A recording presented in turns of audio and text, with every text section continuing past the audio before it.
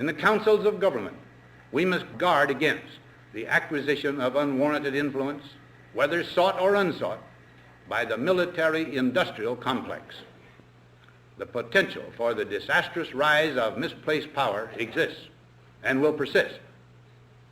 We must never let the weight of this combination endanger our liberties or democratic processes. On the morning of May 7, 1945, Germany surrendered, effectively ending World War II in Europe. However, thousands of German military personnel were still left scattered throughout the world. During the war, Germany had developed many advanced technologies, including the V-1 flying bomb, the V-2 rocket, and the Messerschmitt 262 jet fighter. These advancements were kept highly secret, but now that Germany had fallen, they were up for grabs.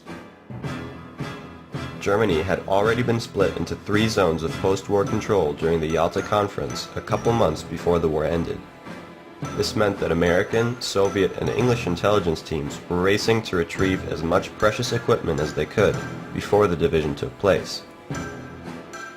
Though America was trying to recover equipment and weapons, the most important of all were the Nazi scientists. The Joint Intelligence Objectives Agency, JIOA for short, was directly responsible for Operation Paperclip, a campaign to get these scientists away from the Soviets so they could work for us in the looming Cold War. However, in order to gain the upper hand, war criminals were never tried, but instead swiftly integrated into the newly formed military-industrial complex. Even some convicted criminals were hired. This raises an important question. Did the integration of Nazis into Cold War America cause an ideological contamination of government?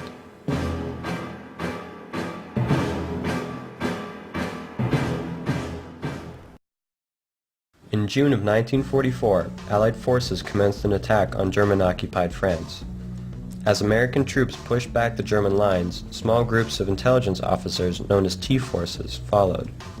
The T-forces' objective was to gather up German technology, research materials, and technicians and bring them back for evaluation. It soon became apparent, however, that in order to completely understand this new technology, the brains that developed it would be needed as well. But the president flatly refused to sign any papers that would allow such operations. Fearing that without these scientists the US would be fatally crippled in the upcoming conflict with Russia, the Joint Chiefs of Staff overlooked FDR's refusal. This might have eventually become a problem had it not been for FDR's death on April 12, 1945. Truman was now in control of the White House and, taken completely by surprise and not having been briefed about the growing problems with Soviet Russia during his few weeks as vice president, was in no position to seize the reins of government. With the Cold War imminent, the Joint Chiefs of Staff decided to ask the newly appointed President Truman to expand Operation Overcast. It worked out, and in August of 1945, President Truman authorized Operation Paperclip.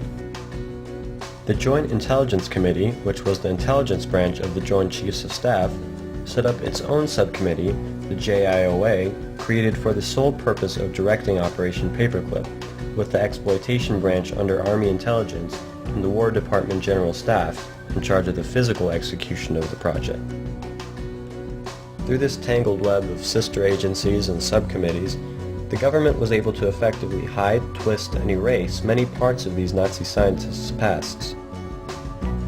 So, though President Truman had expressed his concerns of having Nazis work in the USA, much as Roosevelt did, there was no way he would be able to verify anything these agencies did. The hunt for Nazi scientists now had official sanction. Werner von Braun was arguably the highest profile scientist to be brought from Germany under Operation Paperclip. During World War II, von Braun had worked for the German Army developing the V-2 rocket, which the US realized had great potential if coupled with their newly perfected atom bomb. Though he was initially labeled as a security risk, the Office of the Military Government United States, the body responsible for post-war occupation of Germany, found it hard to reach a conclusion about von Braun. The areas where he had worked were now under Soviet control, and the Americans could not find hard evidence one way or another. Though they did know that the Dora concentration camp was the sole source of labor for the V-2 factory Mittelwerk, there was no evidence directly linking him to it. Von Braun has since gone to start the space program in conjunction with NASA.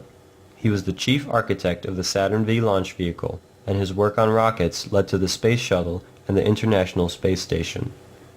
However, some people disagree that he is an American hero. Once the rockets are up, who cares where they come down?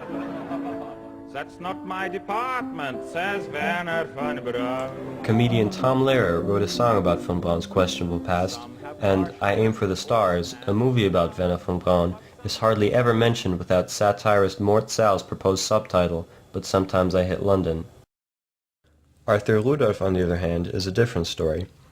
He was Mittelwerk's production director from 1934 to 1945 and was in charge of the prisoner labor supply office. This meant that he was directly responsible for not only the number of workers in the factories, but also their conditions. He controlled the hours, the food and drink, and, though less directly, the treatment of the prisoners by his subordinates. At first this information was pushed aside, but it eventually caught up with him when in 1984, already happily retired, he received a visit by the Office of Special Investigations. Over the past couple of years, they had been gathering information about his war crimes after Elie Rosenbaum, a Harvard law student, tipped them off. After admitting to the utilization of slave labor but not wanting